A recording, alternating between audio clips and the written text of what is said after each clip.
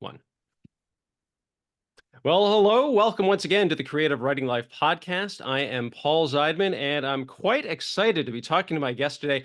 I will admit, I found his work on Amazon because I love Western novels, and that led me to him. And we're going to get into all of his work, a really wide variety of genres overall to begin with. But this is author Steve Hockensmith. Steve, welcome to the Creative Writing Life podcast. Thank you. It is an honor and a joy to be here. Oh, I'm quite excited to be talking about this. I have so many questions about a lot of your work, but as regular listeners and viewers might be aware, we like to start things off talking about anything we may have read or watched lately, whether we liked it, we hated it, we're like, it was okay, I don't need to see it again. I will go first just to give Steve a little time to gather his thoughts and so he can remember, wait, what was I watched last week? Oh, I know what it was, but I can't remember it. Let's see. So I just watched I wanted to see if it lived up to the hype. I watched Madam Web, which is currently streaming on Netflix, and I will say that it's not good. It's not the train wreck that I was led to believe. It's just really bad writing, and it's just very poorly developed. It's kind of like, hey, we did 2 drafts of this script, and okay, we're ready to go into production. And I had more questions that were left unanswered while I was watching it, and after it was over, it just kind of like I okay, they just left so many things unanswered. It's just bad writing, and the acting was okay, but I did not care for it, and I do not ever just need to see that again. What else? I think that's about it. If I didn't mention it last time, I did see Kingdom of the Planet of the Apes, which I really enjoyed. I thought that was really, really good. And I don't know if it's just the state of movie going now, but I was the only one in the theater. This was like a 4 o'clock show on a Thursday, and I went in, and nobody else came in. So it's like I had my own private screening room. It just had 200 other seats and the biggest screen you've ever seen. But I really enjoyed it. I think they're doing a fantastic job with that series, and made me want to go back and watch some of the other ones. But I am looking forward to seeing how it goes. And no Charlton Heston either, so I couldn't get over it. Steve, what about you? Well, I'll just say before I hit you with all the stuff I've been taking in, that I'm disappointed to hear that Madam Web is merely mediocre, because with that kind of movie, if you're going to watch it, you either want it to be good or awful, and the middle ground is just tedious. So if you confirmed that it is as hilariously bad as some people seem to think it was, as some of the stuff you'd see on social media would lead you to think it was, then it's like, okay, I'll catch it.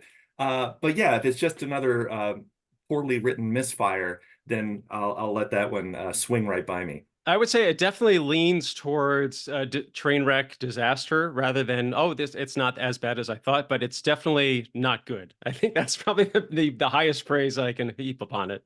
Wow. Well, yeah, not good. It's not. I enjoy a good bad movie from time to Sure, time, sure.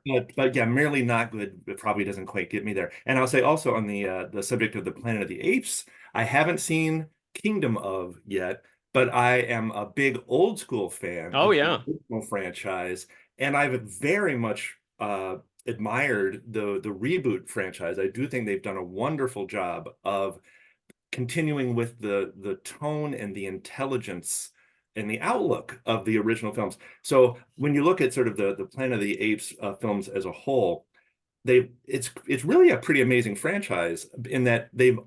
I know some people would disagree when you look at film by film, but I'd say like overall they're all good in one way or another, with one exception, which is the one right in the middle that I loathe with all my heart, the Tim Burton one. But I say I don't even count that one because right, which we shouldn't. It's an yeah, outward. because it's separate unto itself. It is its own little pile of dung, and as its own pile of monkey poop that the apes can hurl at us as visitors at the zoo if they want. But I'm going to leave it over there because you're right; it doesn't fit within the continuity that the others have done a very good job of working within. So yeah, I'm a fan of that franchise. Well, my own stuff, gosh, I am watching old movies pretty much all the time, because what I have found is that in this modern age where we have hours and hours and hours and hours and hours of new narrative content to choose from all the time, that to me is like oppressive, because the new model for screen storytelling is to drag everything out. Half the series that you're going to catch on Max or Netflix or Hulu are going to be 12 episodes that could be 2 hours. Um, or God forbid, 100 episodes Oh that could God. be 2 hours. I mean, some of them just get dragged on so ridiculously long. Now, I am going to apologize, make an audio quality apology here to your listeners. If they're hearing a little click clack, click clack, click clack in the background, those are my restless dogs, my writing partners. They're always here with me in the workspace, but sometimes they feel like they have to trade corners. So if anybody hears the click clack, that's just like the big dog's going over there and the little dog's going over there. But yeah, so like even with films, I find that and I don't know if you guys have addressed this on the podcast, but the bloat of modern film and Mhm. that everything feels like it's 2.5 hours long. Uh, and that's a short movie. And so many things that could be 90 minutes or a tight 2 hours. And boy, they just seem to drag on and on. And it's funny that you could complain, and I know some people do, about the pacing of older films, and the pacing is different. But by God, they'll tell you the story in 100 minutes. You get a Mhm. beginning, a middle, and an end. And I just find that very gratifying. That when I sit down, it's very intimidating to me as a consumer of narrative to commit myself to 58 hours on this couch to get Mhm. to the end of this story. And when I sit down and I see, I'm a big fan of the Criterion Channel, and when I see that this movie I'm about to watch is 97 minutes long, I'm like, I want to run to the grave of the director and give him a high five because like, thank you, sir. Yeah, I've been watching a lot of old movies. The one that I'll pull out, by gosh, there's so many. Well, this Sure. isn't even that old of a movie, but I didn't see it on Criterion, but I just rewatched Out of Sight recently. Oh, okay. The Steven Soderbergh adaptation of Elmore Leonard book, and it is so close to perfect. It's amazing. Like I remember that it was very, very good. And sometimes you revisit something and you find that wasn't as good as when I was munching my popcorn 20 years ago. Uh, Out of sight, it's out of sight. It's so darn good, and there are so many lessons to learn from Soderbergh and from Elmore Leonard Mm. about constructing a story, but not even so much constructing a story, so much as constructing a world and putting characters in that world that you're interested enough to follow no matter what happens. Is that the one with Albert Brooks as like he's like an embezzler I mean I haven't seen it in years, but I kind of remember that. Yes, you got Albert. It's the cast is ridiculously loaded. So you've Mm. got George Clooney at the top as a sort of not the world's greatest bank robber, but a bright guy, but a flawed guy. He's a bank robber. Sure. And then you've got Jennifer Lopez as a U.S. federal marshal who is on his trail. You've got oh golly. A world of amazing performers whose names escape me. Well, Ving Rhames is in it. Oh Steve yeah. Zahn is in it. Albert Brooks, as you mentioned, is in it. Um, and Don Cheadle is in it. And people I'm even forgetting. Oh, yes, and a cameo I shouldn't mention. I'm getting an important phone call Okay. that, yeah. Okay. Okay. So Steve has to take a call. We're gonna hit pause, and we'll come back right after he's off the phone. Okay, and we're back. We had to take a little break there. Not too bad. So we were just talking. Steve was talking about watching Out of Sight, and you had mentioned that older movies that they may have been longer, or so they may have seemed longer, but they were actually, they were shorter, longer, and it kind of put it all into perspective because like Madam Web is like just under 2 hours long, and it feels much longer because it really drags. And a few weeks ago, my wife and I went to see The Big Sleep with Humphrey Bogart, Oh, and yeah. we're looking to see how long it was, and it's like about the same length, like around 2 hours, and we both were like, really? Because we really thought it was like hour 35, an hour 40, but when you watch that, it really flows. It moves very quickly, just because I think it's part of the writing, but also the story and the way it's all plays out on screen. So it really is. It's about perspective, and also, I guess, really effective writing doesn't slow things down. It actually adds to the momentum of telling a good story. 1,000%. I am sure that Howard Hawks, the director Hmm. of The Big Sleep, uh, obviously a very talented man, a legendary filmmaker, but I would guess that if you asked him, why does The Big Sleep feel so much shorter than a contemporary film of the same length, and I'm sure he would say script, script, script. Yeah. So writers out there, it's us at the end of the day. I mean, he had a nice little writing team on that movie. There was a woman by the name of Lee Brackett who Hmm. was very active in the pulps. She wrote a lot of genre novels, detective stuff, Western stuff, science fiction, a lot of science fiction. She was one of the writers who actually came in on The Empire Strikes Back. I was going to say I thought that was her name because she did like one of the first couple of drafts on that. Yeah, no, she had an amazingly long career. So that by the time people like George Lucas came around, they worshipped her because she Hmm. had worked with the people, the directors they worshipped, like Howard Hawks. So,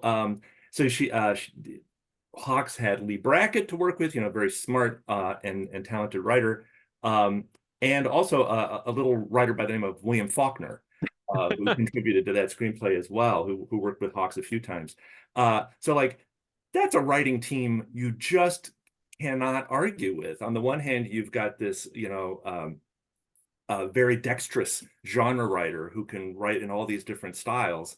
And then you've got William Faulkner. So like you put these two together and you get The Big Sleep.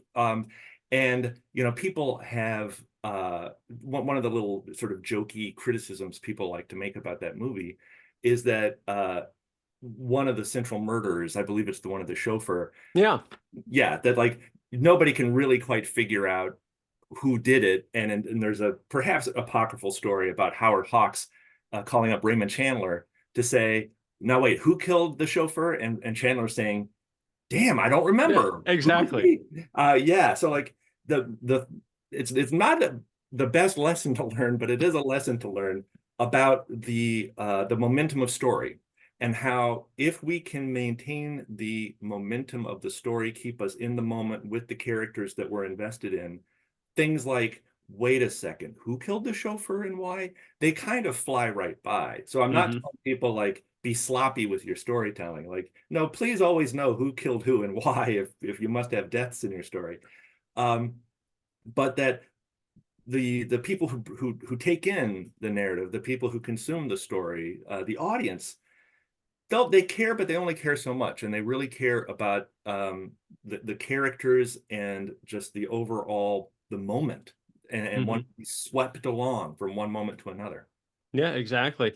Uh, so okay, let's talk about Steve Hockensmith, the writer. So, were you the type of kid that you were just writing all the time, or were you very averse to it? And then as you grew older, you're kind of like, hey, this is actually not too bad. I actually like doing this. And I mean, it's fascinating because everybody's origin story, so to speak, is different. So, what is the Steve Hockensmith, how I became a writer story? Wow. Well, yeah, speaking of superhero stuff, here's my origin story. And I was not bitten by a radioactive writer, the young person. That would have been actually, I kind of like that as somebody's origin Well, story. we've all met one anyway. Yeah, yeah, no, like a glowing Raymond Chandler wanders by, hits you on the knee, and then you find that you have super writing powers. But mine is just that I was just born that way. Hmm. It's how it starts. Is like, well, um, in grade school, I can remember like you would get those assignments. Like, I remember this very specifically. It was probably like fifth grade or something.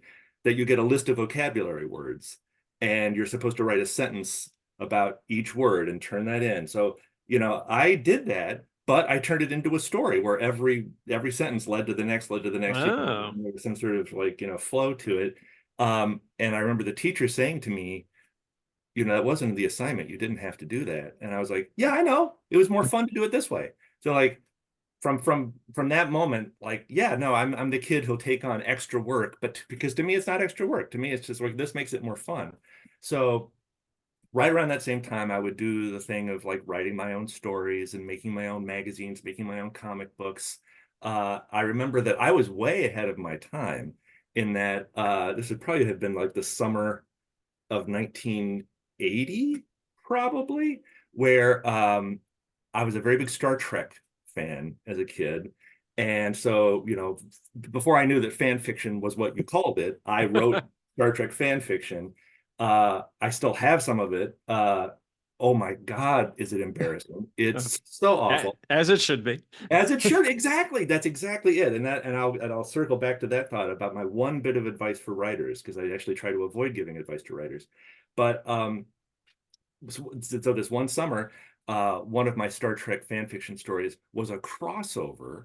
It was, what if the USS Enterprise discovers that strange alien ship from the beginning of Alien and find Oh. the pods, the sea, and then Scotty gets an alien in him, and Dr. McCoy has to save him, and there's an alien on the Enterprise. Like I did a big franchise crossover years before 20th Century Fox or whoever figured out that that's how you're supposed to package product. Okay, I was going to say, I'm assuming that there's a Vulcan neck pinch involved in there somehow.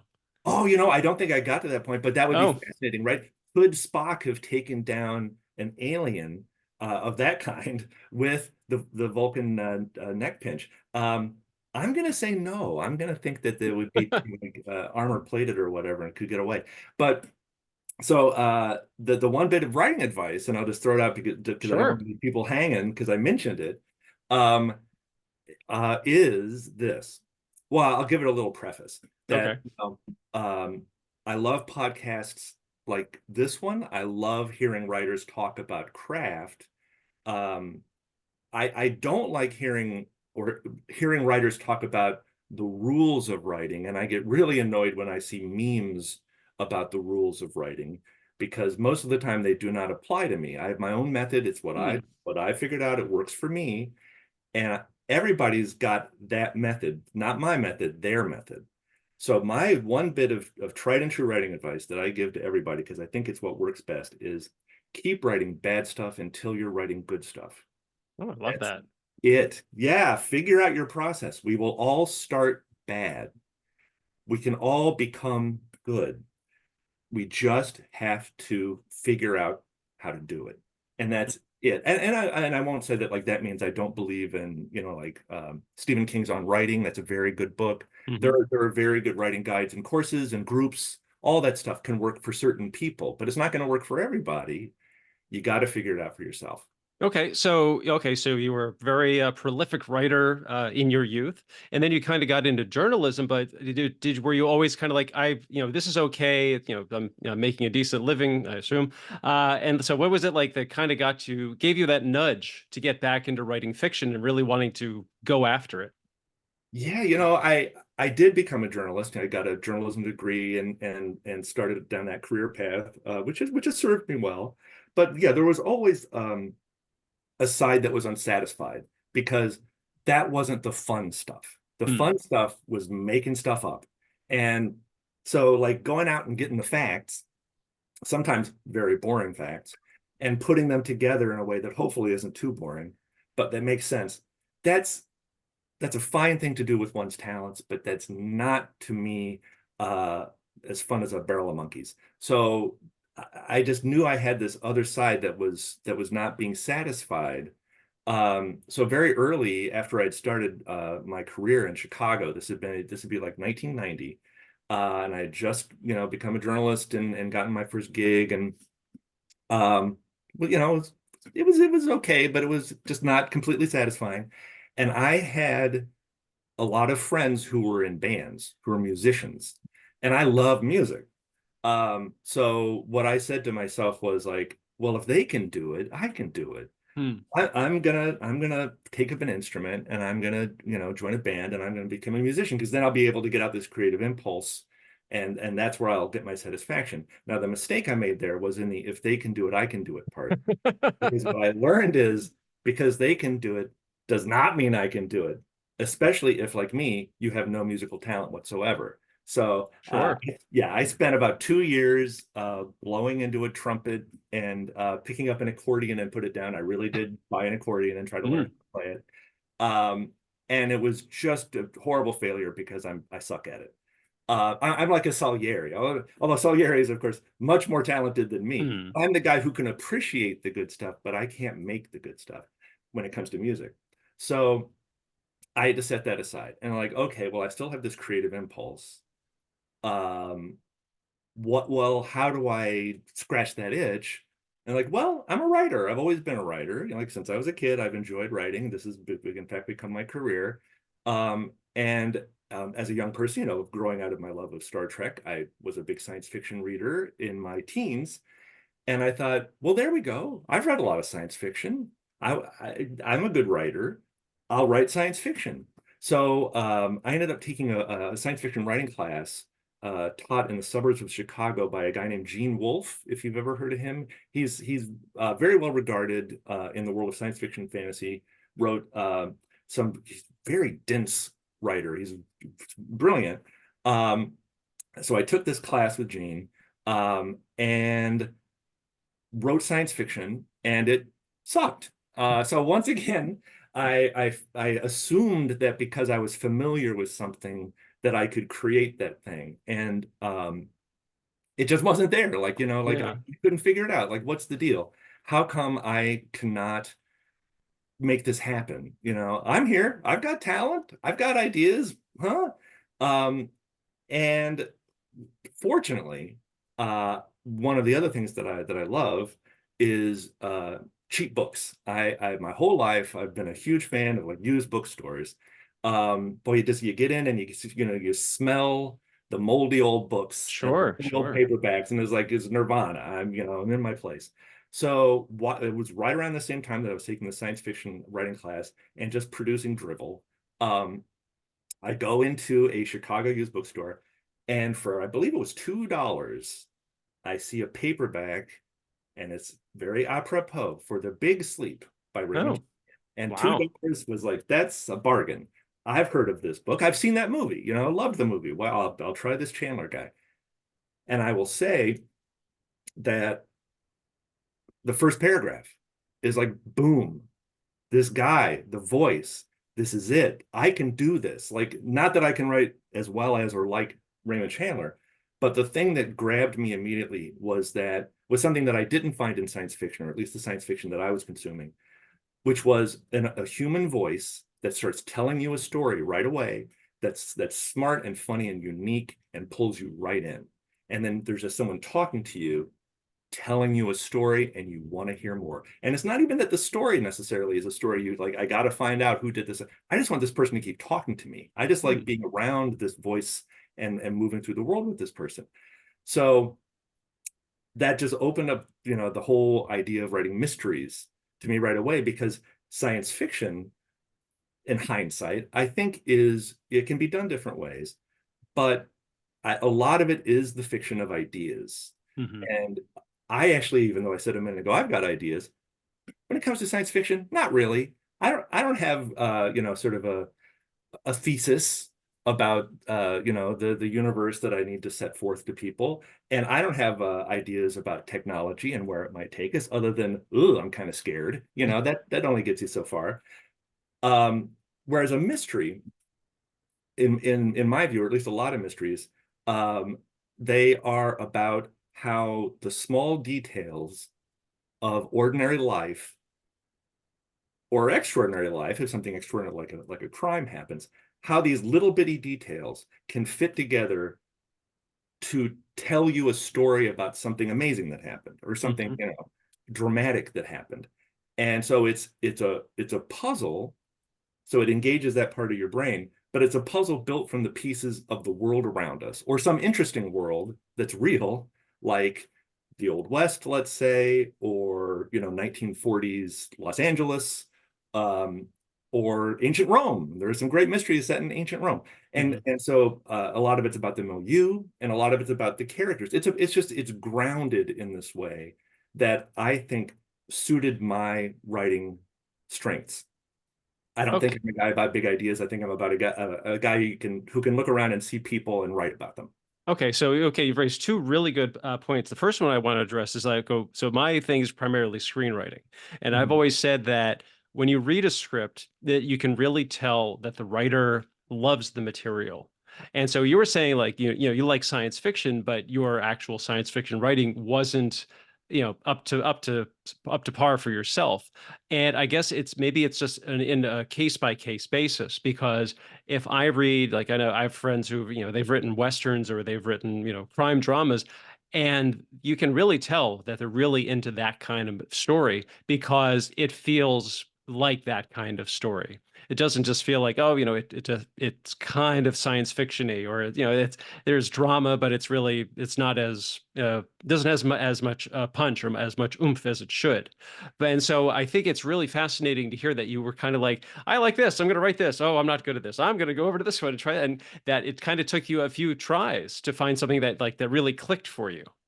And so I wanted to save this for later, but I'm going to get into it now. That when oh, so when you're writing a mystery type story, and I guess we should also preface this by saying that this is kind of what drew me to find out more about you, is that you wrote these uh, Western mysteries, which I think is a brilliant combination of genres. And as it says in your bio, Sherlockian mystery slash Western, and Holmes on the Range, about these two cowboys. I didn't realize they were brothers at first. That one of the this is I haven't read them yet, but we're going to talk about that later too.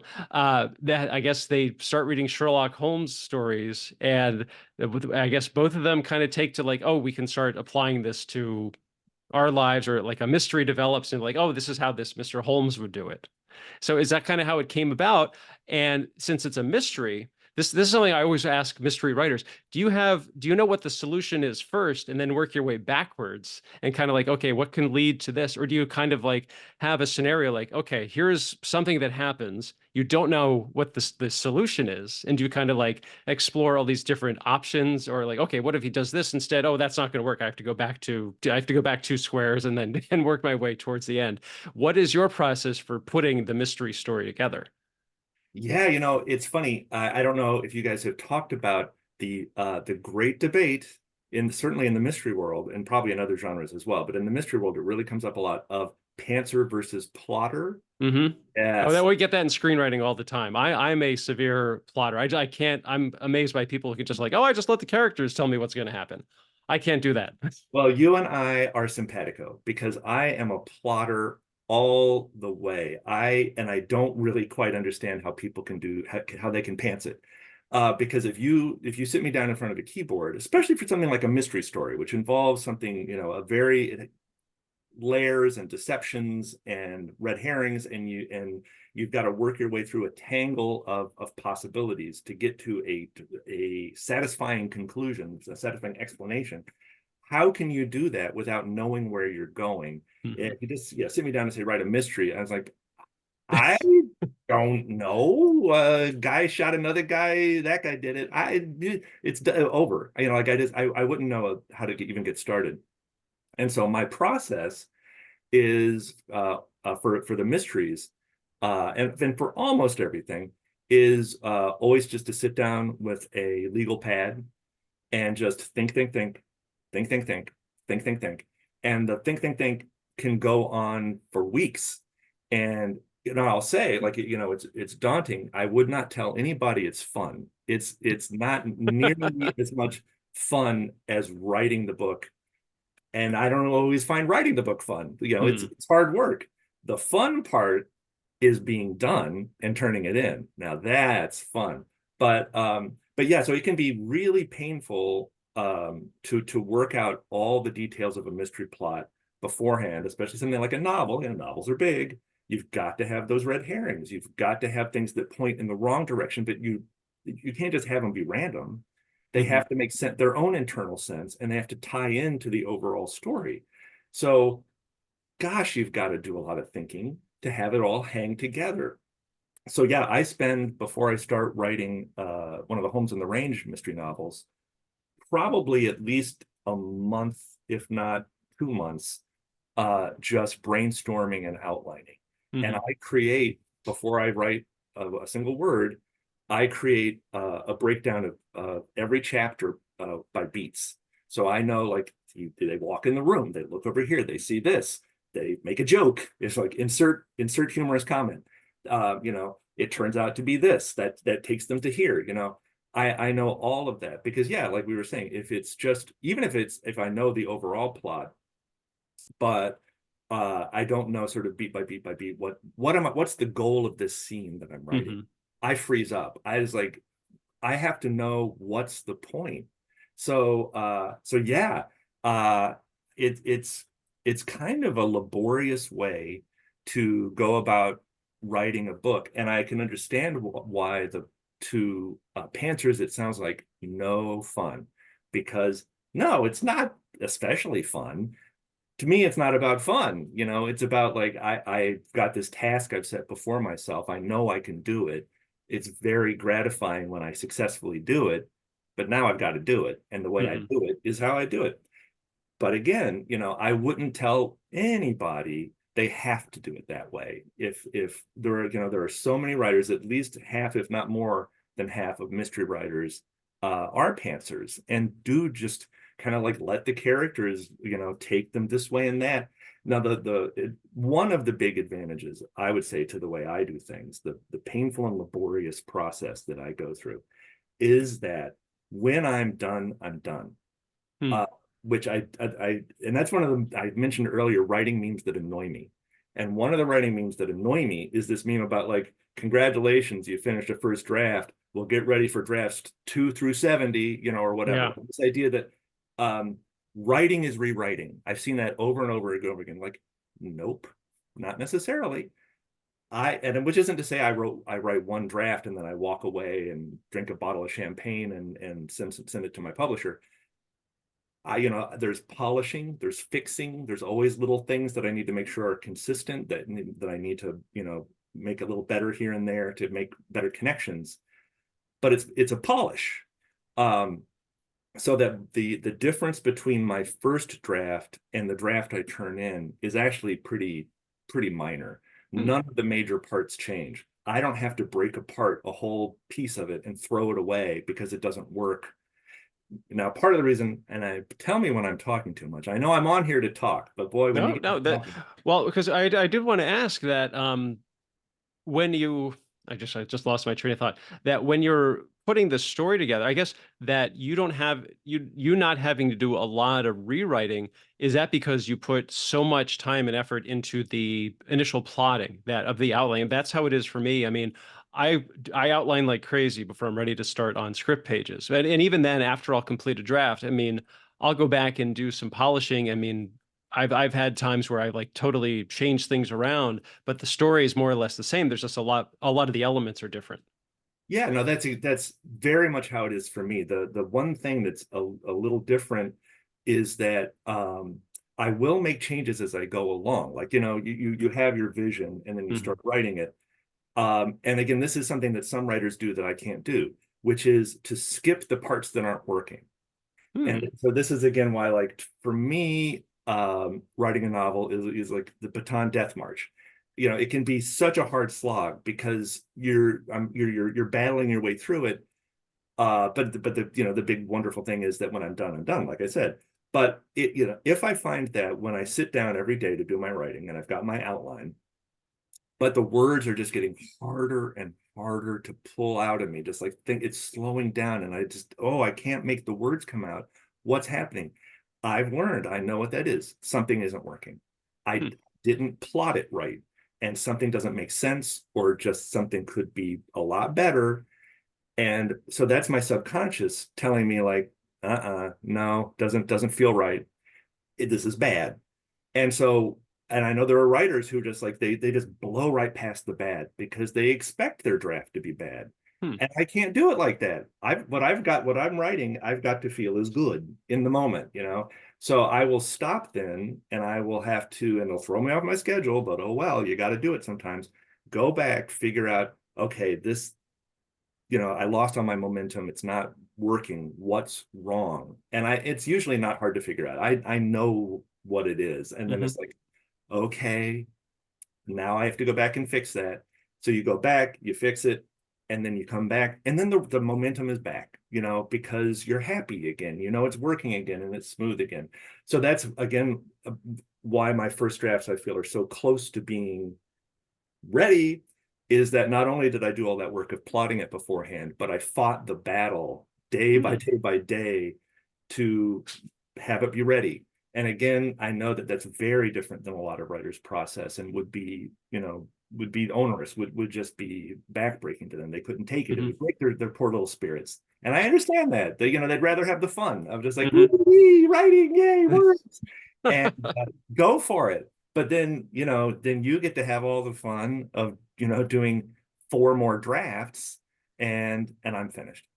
Well, see, I can totally relate to what you're talking about because like a script that I'm working on now, that when I did the first draft, I finished it like, okay, I really like this. I'm happy with how it turned out. And then I went back and did a little polishing on it, but there was something still that didn't seem right about it. It's, I guess it's just like, it's a writer's spidey sense, so to speak, that you know when something's not clicking. And so I kind of had to take a step back and really evaluate, okay, what is it that is not right about this script? And I realized I have the wrong main character. That the Mm. character when I initially came up with the idea for the story, it was about this one character. And I based the story on that. And I wrote a script about that. And so it just, something wasn't right. And I had to kind of really look at it not as the writer, but just as a reader and realize this character is not the main character. It's this other supporting character. She would make for a much stronger central character. And I had to, jettison a lot of what I had before and Mhm. focus the story on more on her. And that's when it clicked. And it was just a lot of it flowed. I mean, great. Like I said, there have been a lot of drafts since then, a lot of more polishing and rewriting, but it's a much stronger story now. And she is a much better protagonist than this other character was. And he makes for a great supporting character, but it just took me, a couple of tries to make that discovery and come to that realization for myself. And I'm really happy that I put in the time and effort to do all the work, because if I just done those 2 drafts and just kind of like, oh yeah, this is good as it is, it would not have done as well as it has. So I'm really glad that I was able to do that.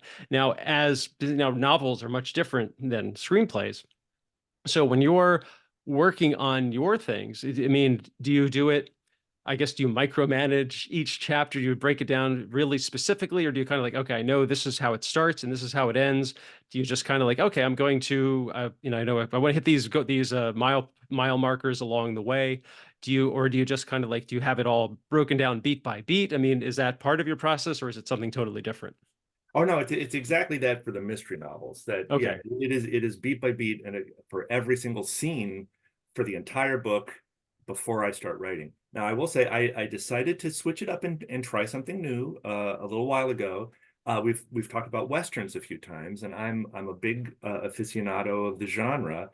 But even though I've been writing these Holmes on the Range things for like over 20 years, I still felt like I had not written a Western, because these to me are like, yeah, they're westerns, but they're really just like historical mysteries that happen to take place in the Old West with cowboys as the protagonists. But to me, Mhm. that doesn't make it a western necessarily, although it falls within the genre, but it's not like a pure western. And I love those when they're done well. So I had this itch I had to scratch of like, I want to write a western. And I thought, well, okay, Steve, do it. Like, okay. But uh, because it's not a mystery, maybe you don't have to plot it in the same way. Hmm. Maybe you don't have to be so exact about where you're going, and just have, as you say, just have the mileposts, right? So like, I know that this is going to happen at this point, and this is going to happen at this point, and the climax is going to look like this, and see how it goes. So I wrote that book. It's called Hired Guns, and it comes out in the fall, I'm happy to say. And it went very well. I was very pleased with like, okay, I was able to write like a Western action adventure story where there's some good twists and all that, which I sort of vaguely knew what was going to happen beforehand, but I was just able to like get swept up in the moment and let that take me to the end. So now I am just now writing the sequel to that book. I finished the first draft Saturday, and I Wow, that started is recent. polishing. That is recent. It's just a few days ago, and I'm doing my polish. And I will say I tried that one the same way. I just, thought like, well, that worked for the first one. Why would it be any different for the sequel? So I've got like an idea of this happens here, this happens here, this happens here. They meet this person, and this is what the ending will look like. And it was painful. It was Hmm. so hard to write the second one. And why was the first one so much more easy and fun to write and the second one so painful to write? I have no idea. I Huh. don't know. It's the same characters. It's a, it's a different kind of story, but it's a Western action adventure, Um, and I don't know, just the first time it felt like a breeze and like, ha, I could write these books all the time. And the second one, even though I think it's turned out very well, I'm happy with it, but it was a slog. It was really Hmm. hard. There were moments, we all have those moments as writers of like, is this crap? I mean, it's a horrible thing, Let's say you put months into something and then you're Yeah. sitting here like, is this crap? It seems so good in the beginning, but no. And I will say, I hit that point, the is this crap point, with every book, or at least almost every book. And it's what that is just getting through the middle. The middle is, and I don't know how it is for you, but I just have always found that the long dark tea time of the soul comes in chapters whatever 10 through 30, because it's like the beginning, you've got all that excitement about starting a new project and you're all fired up about it and off you go, and then every day you're back and you start to feel like I'm losing the thread. Oh, where is and but then when you get to chapters 30 through 40 or whatever, when you get towards the end, the momentum picks back up. Yes, I feel the ending coming, and now it's all coming together just like I planned it, and then the excitement comes back and the pace comes back and da da da da. So this one, it was more like, that is this crap battle was chapters 2 through 39. So it was harder, but again, I always have this experience, thank God, of whether a book felt relatively easy to write or really tough to write, that when I go back and read it again, it's like, oh yeah, this is good. You know, Well, that's the thing. It's hard to be your own editor. I mean, it's easy to, do that kind of editing, but to be like, it's hard to be objective when it's your own material because you're so connected to it. Because I know a lot of screenwriters, when they'll send their scripts out for notes, that especially when you're starting out and someone writes back and you get a page and it's all marked up with comments and notes and everything, that you just kind of like, oh, they hated it, and it you can't take it personally, that your writing may be good, but maybe you still need to do a little work on it. It still needs some polishing, and that it takes time. I'm one of those people. When I started out and someone, you want someone to like just gush about your script and say it's fantastic, and then they say, "Oh man, this is so much work." It's like like a stab in the heart, and you take it so personally. But then you kind of develop that thick skin that you just kind of like, okay, then after it's gotten to the point where I'll tell someone, I appreciate the praise, but I need the criticism. And because you need to find out what doesn't work, and that way you can learn from that, and then you can correct that, not mistake. You can make those fixes, and then you can also apply that to all of everything you're going to write from then on. yeah, I So know. it's really helpful that way. When you were talking earlier about the various drafts you were doing on that one screenplay where you ended up switching the protagonist, I was having that thought about how it is so very different for screenwriters, because rewrites are just a given. I mean, for book writers as well, Hmm. yes, typically there's going to be notes, but in the screenwriting world, it seems like it's always a given that you're going to not just have notes, you're going to have notes, and you're going Yeah, to just yeah. have drafts, you're going to have drafts. And I will say, my hat, even though I'm not wearing one, if I were, that Stetson would be off to you, because I could not do that. I don't think I have that thick skin. Or I don't know if it's even necessarily a matter of thick skin. It's just a matter of um, like I've said, that when I get to the end of a book for me, I'm pretty much done, and it's a draining process, but it's immensely satisfying. And if that got taken away all the time, that yes, you went on this long, arduous journey, and now you will begin it again for the second of 12 repeats. I like, I can't. And especially because, and I don't know how you always feel about it. I know, like, when you're a screenwriter, you've only got so much power, and you have to listen to the people who have good notes. And so if I get to the end of a book, and I'm confident that it's good, and somebody comes to me and says like, nah, you need to change this thing. Like, in fact, there was one point in my publishing journey where this happened, where I wrote a book that I was very happy with. It was a mystery novel. It's called the White Magic Five and Dime tarot mystery. This was many years ago now, but I wrote this book and I thought it was really good. I thought it was like one of the best things I'd written. It was sort of in the style of the Fletch books by Hmm. Gregory MacDonald, which were a big influence on me at first, especially the first two of those are Hmm. classics. And the editor who had commissioned this book just plain didn't like it, just didn't like it. And the book was written in first person, and again had this very sort of this sort of Gregory MacDonald kind of feel to it, as kind of wisecracking tone. Just didn't like it, and was like, nah, dude, how about third person? Do that instead. And um, and I was at a tough point in my writing career. Like, I really needed the money, um, but I was sure it was a good book. I was just sure this book that I have written as is good. And if I spend 4 months, 5 months, 6 months um, writing it this whole other way, there's no guarantee that's going to be good. It could be bad. This one right here is good. And so I pulled it. I walked away from the contract, and we found another publisher, thank goodness. And the book came out and won an award and la la la. So I was right that the book was not bad. I was right that the book was good from my perspective. I accept that the editor, who's actually a good friend and whose opinion I highly respect, but like, even good things are not going to work for everybody.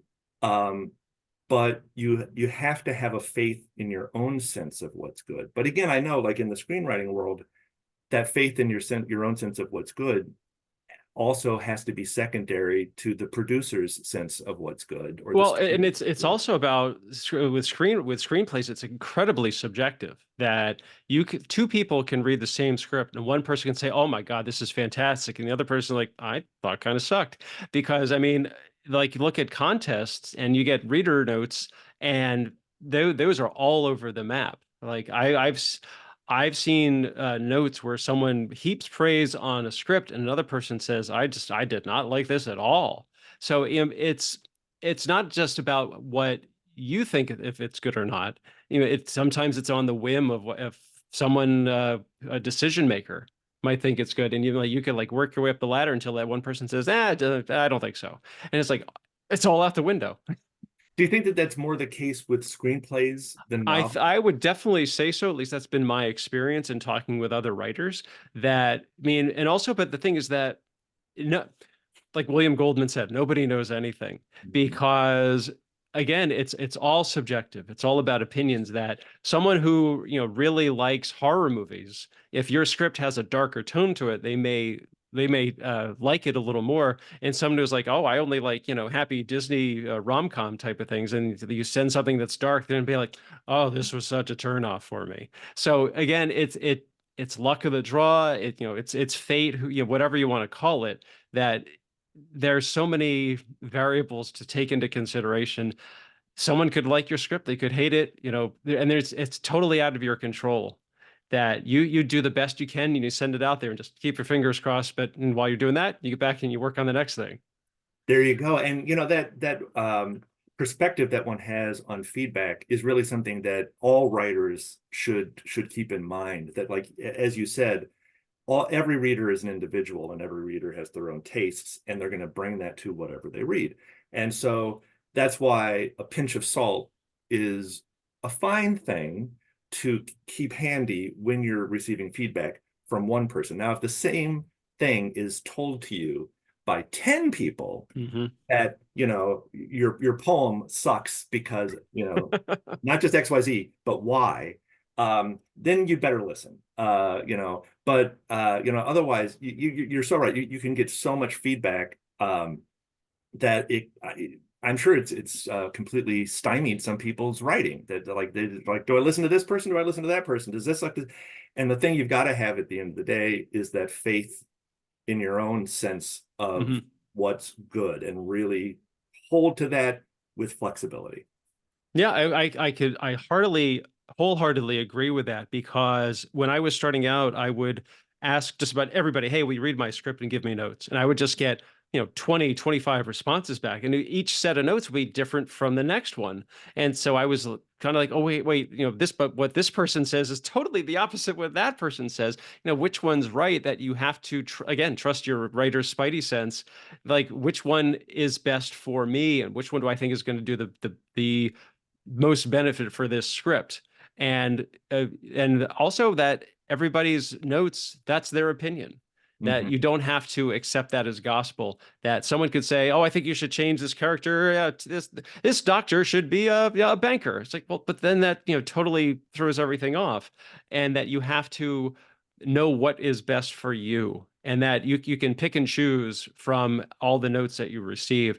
And also, but a lot of times when someone is saying a note, they're not just saying it to be contradictory. They're saying it because that's what they think would help the script the most. And you might not agree with it, but as we call it, the note within or the note behind the note, that they're saying it. There's a reason they're saying that, and you may disregard the initial note, but why are they saying that? So that might be something for you to take into consideration. And I've seen that a lot with notes that I've given. And when I give notes, I don't give notes thinking with the mindset of this is how I would do it, because that's not it. What do you care how I would do it? It's your script.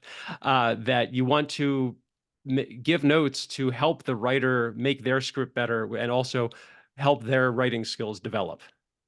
Yeah, no, they've got their story that they're going to tell, and that's a very good perspective to have on it. That you're just sort of helping them achieve that. So you've got your own outlook on, and that would be a thing that I think would be hard to turn off sometimes as a writer when you're looking at another writer's work. And in fact, I have a hard time with that.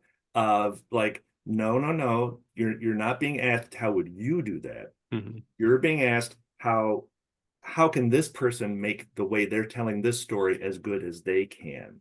And that might be different. And that can be a hard thing to even actually figure out sometimes. And I think that a lot of people who give feedback don't remember that. Mhm. Don't remember like, no, I'm not asking you how you would do it. How should I be doing what I've got here better? Yeah, well, if that reminds me that a couple of years ago, I got notes back from a very prestigious contest, and the reader's notes pretty much started out saying, "Well, I really like, the script was good, but I think it would be better if it were about this instead." It's like, how does that help me? Right. I mean, that's your opinion about the material, but that is not going to help me make my script better. That's your take on what the script should be, and that's not what I need to hear at all. Yeah, that's like my least favorite form of note, which is the have you thought about dragons form of note? Like, no, I haven't. And when it's time to tell a dragon story, I'll tell a dragon story. This isn't a dragon story. So yeah, you hate getting notes like that. Yeah. Okay. So let's just talk briefly before we start to wrap things up. I want to go back to the Holmes on the Range series. Now, if you've heard us saying it, it's Holmes like Sherlock Holmes. So Holmes on the Range, which again, that's a great title. So what was the inspiration for that? Because you're talking about mysteries, and I guess like hey, I like mysteries, I like westerns. What if I were to try and combine those two? Oh, well, I'm so glad we circled back to that because it reminds me of another little bit of writing advice that I do give beyond the write bad stuff to you write good stuff.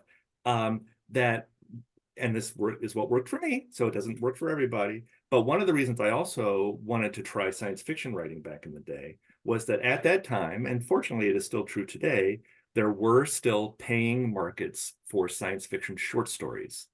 The paying markets, it's sad to say, pay exactly the same today that they did when I was starting this in the mid 90s. So that tells you how magazine word count rates have changed, which is they haven't. That is sad. But anyway, you can still write a science fiction short story and sell it to one of the digest magazines and get $400, $500, $600, $700 for it, which is like, hey, that's nothing to sneeze at. But the main thing is to get the validation Hmm. because that is an outside arbiter of quality, right? You might have Uncle Ben read your story and tell you what they think, or your roommate, and you can rate how much you trust their judgment. But if the editor of Asimov science fiction buys your story, it's good. It's good. It's good enough. So you're on the right track. So I wanted to start with short stories. And so that's what I was writing, but I never even wrote a science fiction novel. I just wrote like whatever, a dozen not that great science fiction stories. And I did end up selling one to one of the digest analog, and I was very, thrilled about that. But at that point, I'd already decided to shift to mysteries, where there also were and still are magazines that buy short fiction. There's Hmm. Ellery Queen Mystery Magazine and Alfred Hitchcock Mystery Magazine. So those were what I was shooting for from the beginning. And again, it was just like an external signal that I was doing the right thing, and that I labored for a couple of years writing short stories for the science fiction magazines, got a lot of rejections, sold one in the end. And with the mystery magazines, I wrote like 4 or 5 stories that didn't sell, and then I sold a story.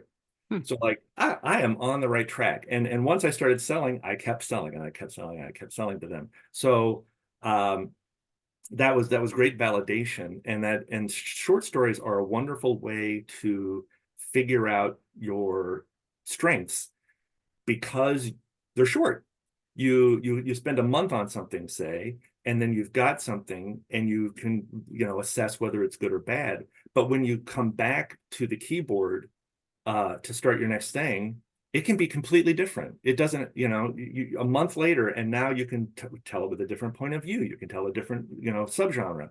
You can, give it a different kind of twist. You can have it be funny or not funny or whatever. You can just do something completely different. And a month later, and when that one's done, you can do something completely different again. So it's a way to just kind of like experiment and figure out who you are as a writer, while sending these out into the world and finding out, do people like them?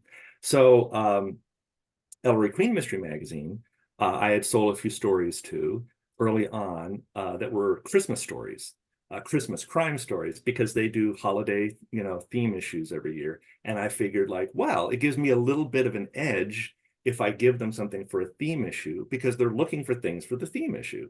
So Christmas. Well, it turned out another theme issue they do is for Sherlock Holmes's birthday. So they will have, Oh, cool. yeah, they'll have one issue every year where they'll have, pastiches or things inspired by the Holmes canon. And I thought, like, I love Sherlock Holmes. Yeah, okay, I'll give it a shot. But the thing that I did not want to do was write a pastiche, which would be, a story in the style of Arthur Conan Doyle. Hmm. I didn't want to try to copy another writer.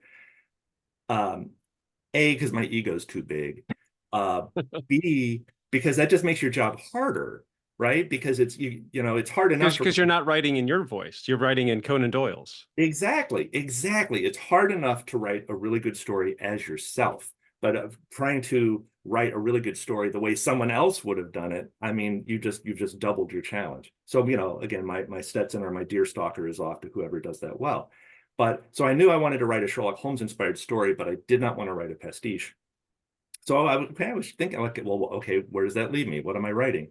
So, well, the logical thing is it's something about people who encounter Sherlock Holmes or his stories about him and are inspired by that and try to do it themselves. Okay, well, when were these stories coming out? Well, okay, the 1890s ish, all around there, Yeah. 1880s until the The late 1900s. 19th century. Late 19th century, thank you. Yes. The late Victorian, early Edwardian era. So okay. Well, one of the reasons I didn't want to do a pastiche also is like I'm an American, and not only am I an American, I'm very American. So even though I love the English, I don't want to try to fake being English because there's too many things I can get wrong. I'm too American. Sure. So they're American. Okay. Americans, late 19th century, they stumble upon a Sherlock Holmes story. Well, who in late 19th century America is doing something fun and interesting? What? The Wild West, it was still a thing. So Yeah. these stories had to be getting out there. They had to be known. They had magazines and newspapers out there. So, okay, someone in the Wild West encounters a Sherlock Holmes story. Well, who in the Wild West would we want to encounter a Sherlock Holmes story and see what they thought? How about a couple cowboys? Bing bang, you've got yourself a series. Wow, that is great. And what I thought was really interesting, I didn't realize this until I took a look at some of these sample pages on Amazon, that it's not written like regular prose. It's a perspective. That it's one of the brothers is telling the story, and I just think, what a unique approach. Now, did you come to it like, was your were your short stories like that, or did you was the first set kind of like just standard writing, and then as you decided, hey, I could make this into a book, and you decided, oh, this is I want to make this a little different, and you said, oh, let's have it from one of the brothers' perspectives. Yeah, it's always been from one of the brothers' POV, a Big Red, the younger of the brothers. And the reason that came about was, and it became clear to me real quickly why Arthur Conan Doyle wrote his stories the way he did. Because if you've got somebody who's as smart as Sherlock Holmes, and he's tasked with solving mysteries, and he's sort of encountering strange clues, he cannot be the point of view character Hmm. because he'll figure everything out as he goes along, and that makes it no Oh, fun, right? It's got to be mysterious. You've got to be wondering, what the heck does that mean? You know, they found a dead mouse in the gelatin. Okay, yeah, what does that mean? Well, if it's Sherlock Holmes, he's already going to have his list of things that, like, well, it's this, but it's probably that. That's showing your hand. You can present the information as a clue and let the reader have the fun of trying to figure it out. But if your point of view character is the brilliant mastermind who figures it all out, you know, as they're going along, that's too obvious. And what makes it more fun is if you take a step back and have another character who's observing the brilliant guy, who gets all the same information as the brilliant individual, but has to work himself or herself to figure it out, to put those pieces together, just like the reader. That's John Watson, hmm, and that's Big Red. So, you know, I created my own Watson, just so I don't have to spend all my time in the two protagonist's head and make things sure. obvious for everybody. Okay, so the first one was called Holmes on the Range. Now, how many books are there? Now, I know it's a series. How many books are there in the series now? There are now 7 novels and 3 story collections. Oh, Uh, okay. yeah, because Are you know, the story collections like the ones that you were had in the other magazines? yes, Dear Mr. Holmes was the first short story that appeared in Ellery Queen Mystery Magazine. Oh my goodness, probably almost 25 years ago. And Wow, yeah, then and so those were coming out, you know, pretty regularly, you know, like once a year in Ellery Queen. It's gotten sort of more sporadic over the years as schedules, you know, sure. did not permit. Um, but then yeah, the first novel comes out, and so yeah, most of those stories have now been collected in the short story collections, and there's one of the collections. It's actually a couple of novellas that were not previously published. So that was just a fun experiment. How's the reaction been to that? I mean, I guess you're getting I guess you're getting accolades from both the mystery world and the Western world. Yeah, it's been fun to kind of straddle that. Now, I'll say also that I've learned that a lot of people are really turned off by the Western genre. A lot of people, Really? oh yeah, a lot of people just kind of automatically dismiss it. And in fact, you know, one comment that I've heard consistently all through this is, "I hate Westerns, but I love your stuff." I've heard that over and over and over again, and I can understand it because a lot of people's understanding of the Western is based on something that's not entirely true, but is partially true. There were a lot of bad Westerns made, Hmm, especially in, let's say, the 50s, 60s, the 50s and 60s mostly. Those were the heydays of bad Westerns. When, you know, literally in the late 1950s, 2/3 of the television shows on the air sure. were Westerns. And I think particularly for people of a certain generation, they just burned out on them. Just like there's just like, oh, those things. Um, and then I think for younger generations, they just make assumptions about what Westerns are based on the fact, like, that's that boring thing that granddad likes. I Yeah. think is probably the way a lot of people look at it. I think there's a lot of resistance to them. And there's also been, you know, a lot of pushback against sort of the vision of America that Westerns could present. They don't all, but a lot of people assume they do. So there's sort of political assumptions that people make Hmm. about Westerns as well. So the Western has all this baggage to it that that just really turns a certain number of people off. Um, and Western fans, a lot of them, God bless them all, a lot of them have very specific notions of the kind of Western that they want. And some are very broad-minded and will read all sorts of things related to the West. And some, they do want the more stereotypical black hat, white hat Mm. thing. And so if you're writing something that's a Western that's not that, those people are not necessarily going to be interested. So I sort of, without meaning to, scientifically shaved off large portions of a potential audience, but I've got my crew, my posse, I've got my hardcore group of followers, and God bless them. Well, and again, as we talked about earlier, what's the most important thing is that you're enjoying writing them. There you go. Right. Like, in fact, the first 5 books were brought up by St. Martin's Minotaur. And that was wonderful. That was glorious. And then they weren't interested anymore because sales Hmm. didn't grow in the right direction.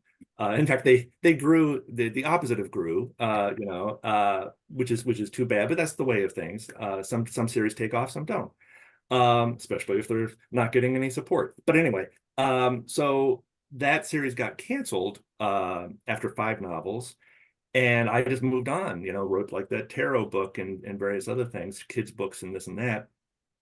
And you know what? I just loved those guys too much. Big Red Mole, Yeah. the Cowboys, and I loved the setting too much. I loved the setup too much, and I just had to go back. So the first novel after the series ended with St. Martin's Minotaur. It was one called the Double A Western Detective Agency. I actually self-published that. Oh goodness, I can't even remember now, like 8 years ago, something like that. Just as an experiment, just as like, I've got a good day job now, and this can be more for fun. And Hmm. like I love these guys and I want to see them again, so I'm going to write them again. So I did it, and actually I was very pleased with how it did as a self-published book. Um, so I was thinking I might just continue with that, but then this opportunity came along to team up with this publisher, Wolfpack, who sort of specialize in westerns and men's adventure and various other genres. That they sell the bulk of their stuff on Amazon, and they're very Hmm. smart about how they market it. So I was like, sure, let's come on, boys, back in the saddle. So off we go. And I love the way they've packaged the books, and it gave me the opportunity to write another novel and another collection, a couple other collections, and hopefully, and these 2 westerns that I mentioned earlier are going to come out from them. So, I, I've been having a good time, and that is the main thing. Yeah, and I think what's important is that the Western, it's such a unique genre unto itself that it's like the American, most American of genres, and that you would think that all of the things have been tapped out, but there's always like a new angle or a new perspective that you can take on a story. Like, yours is, what if Sherlock Holmes, these cowboys found a Sherlock Holmes book, and you just took it from there. And like, I have a script that's a Western because I love the genre too, and I love, I grew up in the '80s, so I got all these, I've got my Indiana Jones and my Han Solo influences. And like, what if you had that character, but they were in the Old West and trains were involved? And I just had so much fun writing that. And I that love when it. you were saying that nobody likes Western, the thing that I hear, especially about Western scripts, is that everybody loves a Western, but nobody wants to pay to make one. Well, right. That I was gonna say that, like, unfortunately, there's horses and costumes and locations, and like it is hard to make a cheap Western. They are making cheap Westerns. There's some, Yeah. like, a little industry which you're probably familiar with. You've probably done the research. I've seen all these straight to video Westerns, Hmm. Oh yeah. most of which are pretty bad, I'm guessing. But I'm sure there's a gem or two. There's so many B Westerns made in the 1930s, and some of those are Oh pretty darn. yeah. Yeah.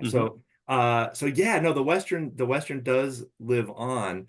And the thing that I think people in Hollywood in particular sometimes forget when talking about the Western, people can be very dismissive about the genre sometimes. But if talented people make a good one, like True Grit. I think that remake is wonderful. Oh yeah, I The, agree. the I Coen loved it. brothers. I Hmm. I love it. It's one of my favorite movies. Well, it made a very decent amount of money. And then there was the Magnificent Seven remake that didn't do so well. It's not that great. Yeah.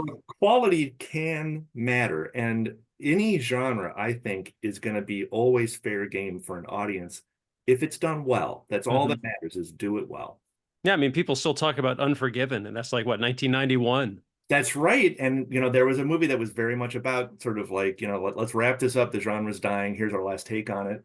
It's a great movie. I love that one as well. And it did very, very, very well. And there you go. It's like Dances with Wolves. People, said the same thing. Very old fashioned. Who wants to see this kind of movie anymore? Well, I also think that's a very good movie. And because people liked it, it did very well. So just like give people a good movie. Don't give them cowboys and aliens. No comment about that one. Steve Hockensmith, this has been such a great chat. I mean, we've covered so much ground. And so, first and foremost, where can people find out more about you and all of your books? Thank you for asking. That would be stevehockensmith.com. And just because I have the name, I do. And I know it's right there on your phone or whatever you're listening on, everybody, but I'll spell it just to be annoying. Hockensmith, stevehockensmith.com. And also, and any social media platforms that if people want to seek you out and follow you and try to interact with you that way. They are welcome to bring it on. I am on Twitter. I am on Facebook. I am on Instagram. I'm pretty easy to find on there. I'll also say I'm on Letterboxd. Hockenbachers is the handle. If people want to come and talk to me about movies, tell me how bad my taste is, bring it on. Okay, and also, and just we'll say it again. If you want to check out his Holmes on the Range books, those are on Amazon. Holmes, like Sherlock Holmes on the Range. I'm looking forward to reading them just because that's like so me. So I think it's great. Steve Hockensmith, this has been fantastic. And again, it's stevehockensmith.com and Mr. Hockensmith on Twitter and on Instagram, and I guess on Facebook as well. I think I'm Steve Hockensmith 7 on Facebook. There's more of a Okay. company than you'd think. Well, that's a different one. Okay. Well, this again, Steve Hawkins, thank you so much for being on the Creative Writing Life podcast today. It has been my pleasure. This has been a blast, and I just hope I didn't talk too much. Oh, not at all. This was wonderful. Again, he is Steve. I'm Paul. You can check out my screenwriting blog, Maximum Z, at maximumz.blog. I'm also on Twitter at maximum_Z. I'm on Instagram at Pez Screenwriting, PEZ. Those are my initials. And I have a trio of books on Amazon at the Go Ahead and Ask series about screenwriting and pie, because those are two very important things. Like I said, he is Steve. I'm Paul. This has been the Creative Writing Life podcast. Thanks for listening. Stay safe, stay healthy, and most importantly, go write something.